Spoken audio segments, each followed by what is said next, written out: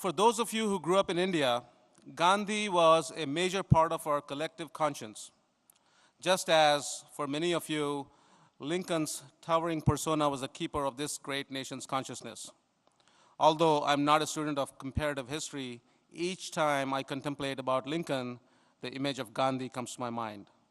Instinctively, this connection between Lincoln and Gandhi may appear to be simple. It takes a devoted student of history, a gifted storyteller, a scholar, and an intellectual to help us develop a better appreciation of these two great figures whose legacies transcend cultural boundaries. We have just that kind of a person in our midst. Professor Rajmohan Gandhi is a passionate advocate of human rights, the rights of minorities in India in particular, and freedom of speech. He led the Indian delegation to the United Nations Human Rights Commission in Geneva in 1990. He also led the moral rearmament movement in India called the Initiatives of Change in an effort to battle against corruption and inequalities in India. He was the chief editor of a newspaper called Himmat, meaning courage, a news outlet that advanced the cause of free speech, especially during a period when free speech was under attack in India. In addition to his active engagement in public life, Rajmohan Gandhi is also a prolific writer. At one point in his career, he was the editor of an Indian newspaper called Indian Express in Madras, currently Chennai.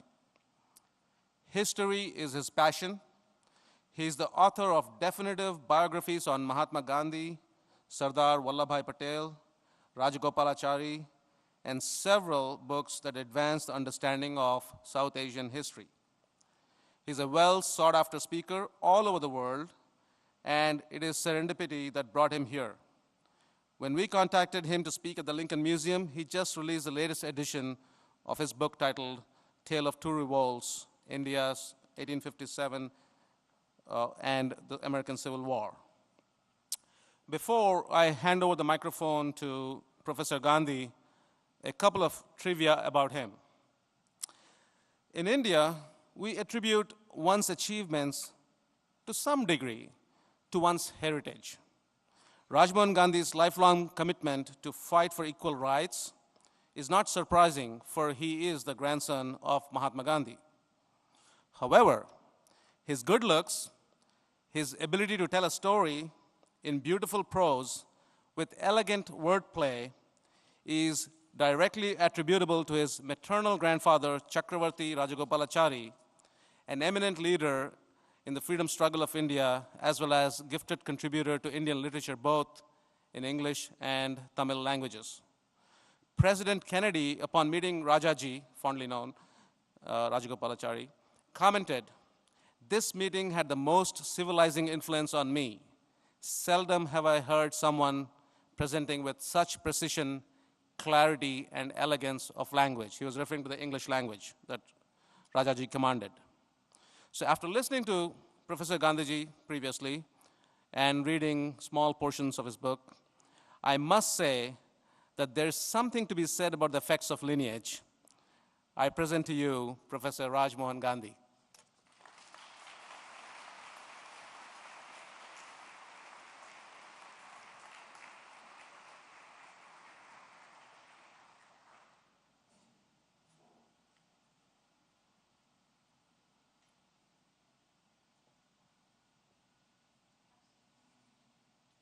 So after all that, my forebears must be wondering how I will perform.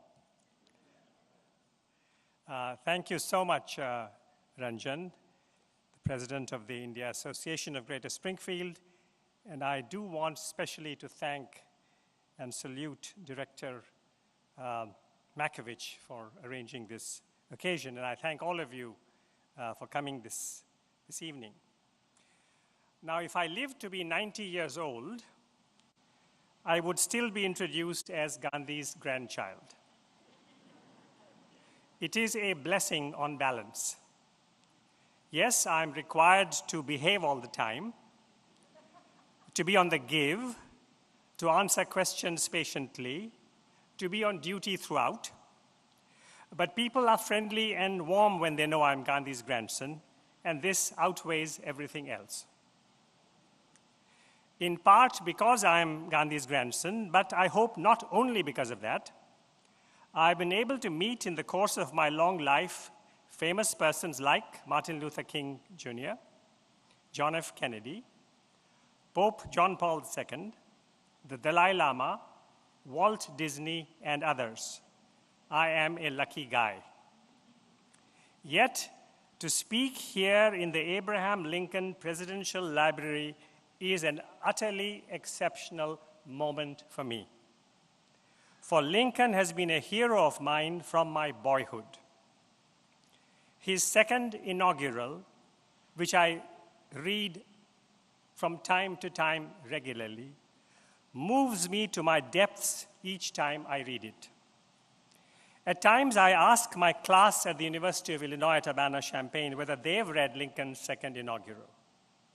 Many of my students get embarrassed. I'm sure that almost everyone here has read it. To those who have not, I say, please read it slowly, attentively, 2 or 3 times if possible. You will look differently at the world around you if you do. It is a joy to me that the Indians of Springfield and connected areas are helping in hosting the Gandhi exhibit and this talk by me around Gandhi's birthday.